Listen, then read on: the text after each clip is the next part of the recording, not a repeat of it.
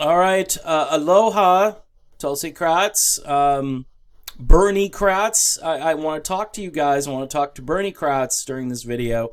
I also want to talk to free radicals and independents, people who just aren't into this bizarre two-party paradigm thing that is destroying our democracy as it continues to support the war machine. I'm on Twitter this morning. I'm not on Twitter all day long, and for those of you who are, God bless you. I just can't imagine doing this all day. But you know what? I appreciate those people who are vigilant and people who are trying to kind of steer the narrative and to educate people. My friend Pasta on here, who was my friend at least when I was the Save America channel. I don't know if he's recognized that I'm a new channel now, but I'm back on Twitter and so forth. He's a really good guy. And he writes here, so Tulsi Gabbard stepped up for Bernie Sanders in 2016 by walking away from the DNC after resigning her position because they were cheating Bernie. And, by the way, Pasta, Tulsi had some major concerns about Miss Hillary Clinton's war hawkishness. Isn't it time he returned the favor? This is big. This is trending. This isn't trending, like at a point where it actually starts to trend. Of course, I do worldwide trends on my feed because I can't take all of the identity politics trending all day long. Anything that has to do with identity politics ends up trending at number one. And I want to shoot myself when people can't get health care or they can't pay their mortgage or college tuition, or whatever it is. And we're talking about skin color or, race or whatever it is that is always trending, gender stuff. It just never ends. And can anyone see that food fight just always going on? And, the Trump supporters and those people who are getting tired of it. There are a group of people, by the way, on the left, what I call the sincere left, people probably like Pasta here, who knows that issues have to be more important. Now, he also does a hashtag here, no more cheating. Scroll down a little bit here. My friend Shauna, who's been just a tireless advocate for Tulsi Gabbard. Morning Consult poll, early primary states. This is a recent poll. It was taken between the 19th and 25th of August. Tulsi Gabbard beating Beto O'Rourke and right on the heels of Pete Buttigieg. All right, right there. 5% to 4%.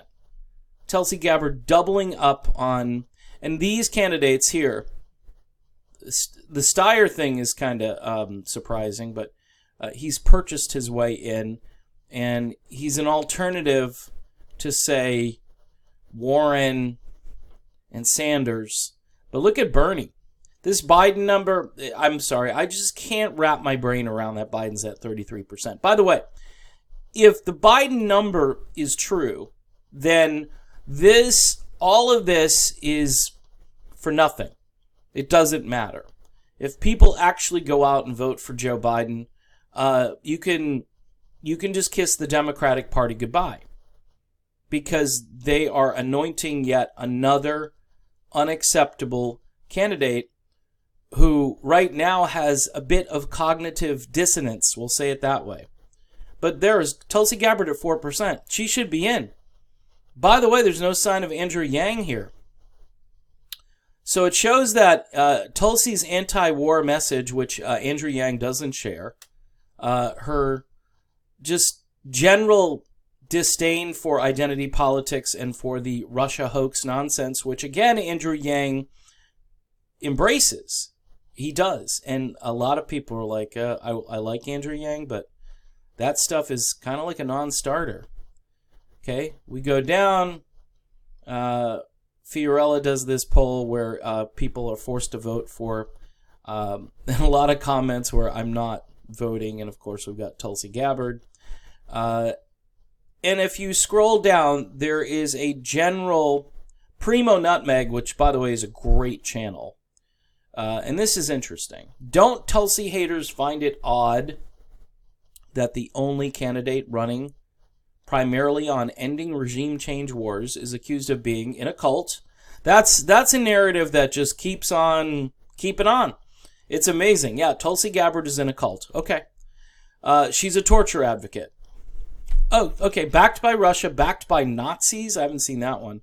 An Assad apologist, and of course a Hindu nationalist, which some of this, by the way, you want to talk about religious bigotry on steroids? Wow. How is that caricature even believable? Amen. Amen to that. So, this guy kind of sums it up here a bit, but I want to focus on the first tweet here. And Twitter, I think, really captures the visceral response of Tulsi supporters. I would say I might have a tough time pulling the lever for Bernie Sanders if he doesn't at least make some noise about Tulsi not being in the debate. Because now we've got the narrative that has pretty much taken over. I'm trying to find where the other stories are, and I think I just lost where I was within the thread here. But people are pretty much now saying that she's not going to be in this debate. And so it's kind of official. I hate to even say it that way, but it's kind of official. And Bernie Sanders must speak up. Here's Kim Iverson, Tulsi 2020 or bust. My friend Alan, this is how strength looks, you know. Hillary Clinton, wow.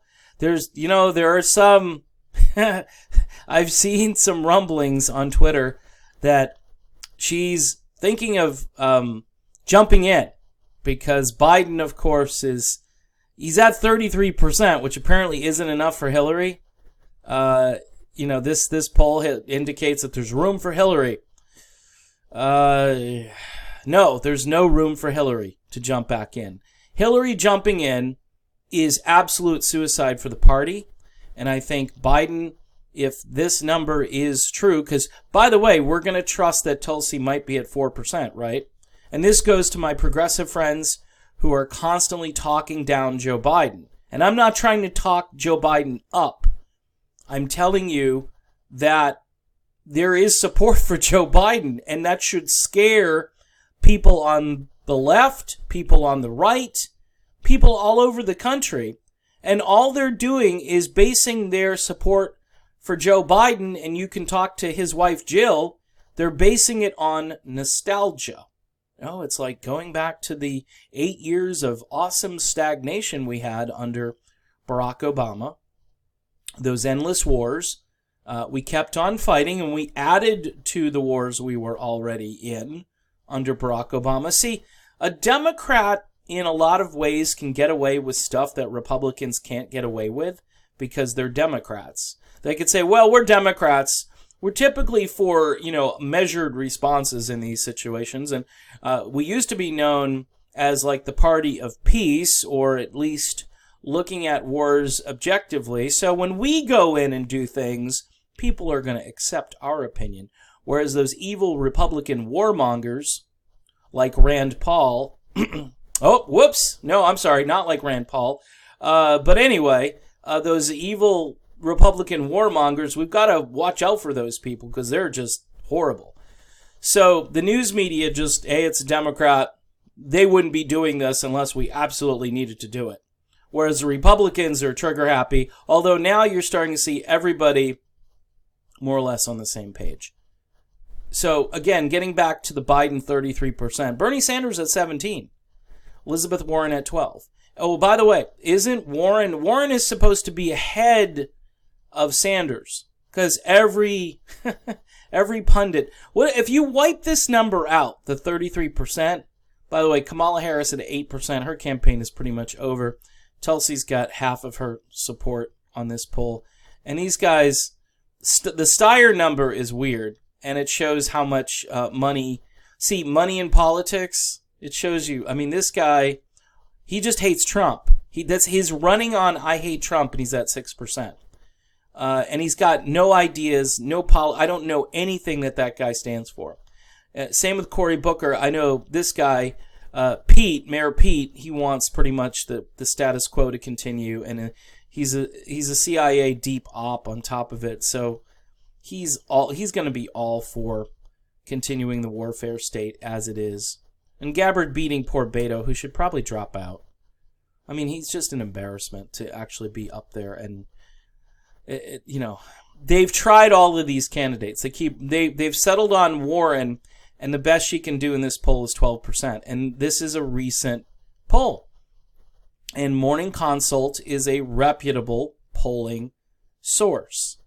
So again, my challenge to Bernie Sanders supporters here, and I've thrown up a couple of very pro-Bernie videos on this channel, and I don't get a lot of views, I've noticed, on the pro-Bernie. I did one about his interview with Joe Rogan. I also did one based on what I consider to be omission-based bias, which of course Tulsi Gabbard gets the same thing, but it's remarkable if Sanders is in second place and he's being, omitted from articles and surveys, and people are just talking about Elizabeth Warren all the time. It's just bizarre, but a lot of fans of this channel don't really care to hear too much about Bernie Sanders. Here's what I want to say. Bernie supporters, or people who are associated with Bernie supporters, there are some people on Twitter that refollowed me after I left and came back with my new identity. I'm thinking of somebody called Hoot Hoot Burns, who's on Twitter. They know who they are, and they need to start challenging their fellow Bernie supporters that because Tulsi Gabbard stood up to the DNC in 2016, it's now time for Bernie Sanders to also do the same thing in this election cycle. Because a lot of us, if it ends up being Bernie, a lot of us are afraid that he's not going to fight for the things that Tulsi Gabbard seems to want to fight for, and I believe she will. I believe there's a line between Bernie and Tulsi where people look at Bernie and they wonder, is Bernie really going to take on the establishment? Whereas they feel that Tulsi will take on the establishment, and that's why the establishment is constantly, my argument to them early on was, well, if she's only at 1 or 2%, why are you guys going crazy trying to shut down her campaign or trying to throw smears at her in every interview? Why not just talk to her about policy? But they want to destroy her. They want to destroy her campaign because she is the biggest threat. She's a bigger threat to the establishment than Bernie Sanders, because Bernie has made statements in the past about military interventions and so forth, and evil dictators and what he would and wouldn't do. Whereas Tulsi has been far more consistent on foreign policy. But what Bernie has going for him is he's focused on domestic policy, but he hasn't tied it in to foreign policy the way Tulsi Gabbard has. And on Tulsi's side, the people who understand the foreign policy stuff think that she is the best candidate. But in politics, foreign policy is like leprosy. Nobody wants to touch it. Nobody really cares. Nobody feels that they are impacted by our policy in Syria. If they only knew.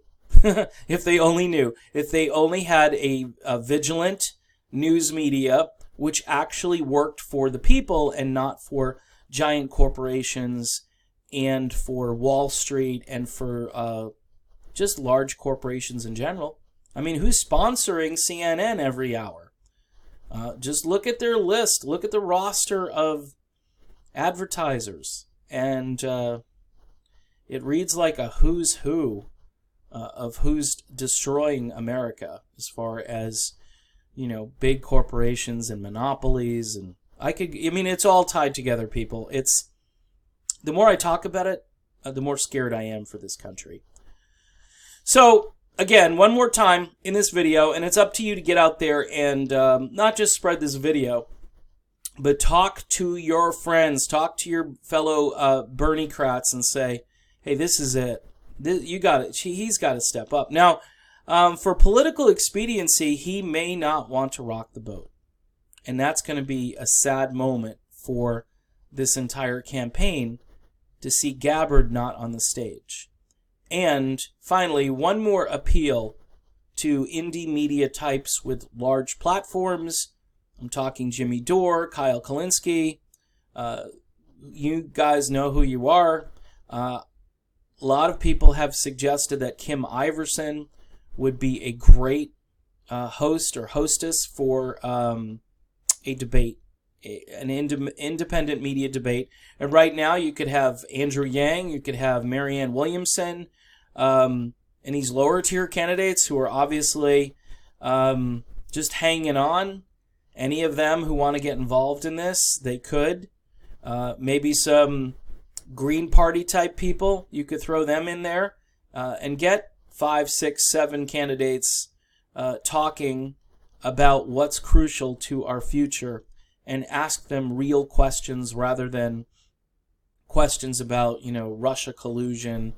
Again, they're already starting about the Russia tampering with the last election, and we've got to be vigilant. I mean, the news media goes on and they do these stories where it's just assumed that Russia had all this influence. And again, in a lot of people's minds, Donald Trump wouldn't have gotten elected without this help that can't be confirmed because, again, there is no collusion, and everybody who's smart understands that. But the tribalist politicians and networks like TYT continue to just push that as they push Elizabeth Warren, who is a tribalist, who's at 12% in this poll. I would say that people are putting issues first because Bernie Sanders is at 17%. So they're putting issues first. I know Warren has some policies that supposedly are trying to take away from Bernie. But again, I have no confidence that she'll implement any of that stuff.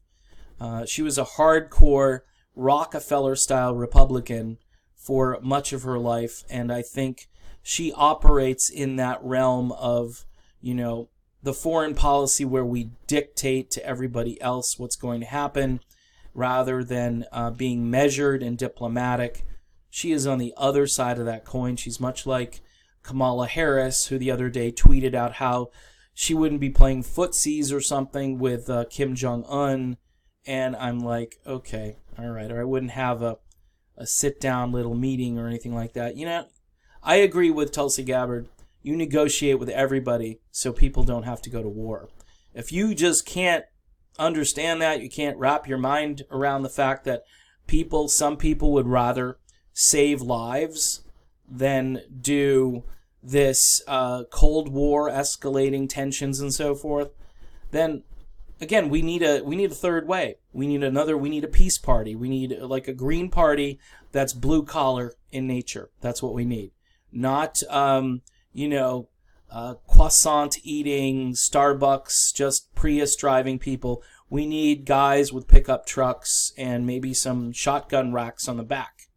I'm just saying, we need a coalition of people who understand that their economic interests are at stake and that they need to cross over and maybe feel a little uncomfortable with some of the wedge issues that some of the folks within these parties believe in. Hear them out on those things, but coalesce and unite on the things that are most important to the country.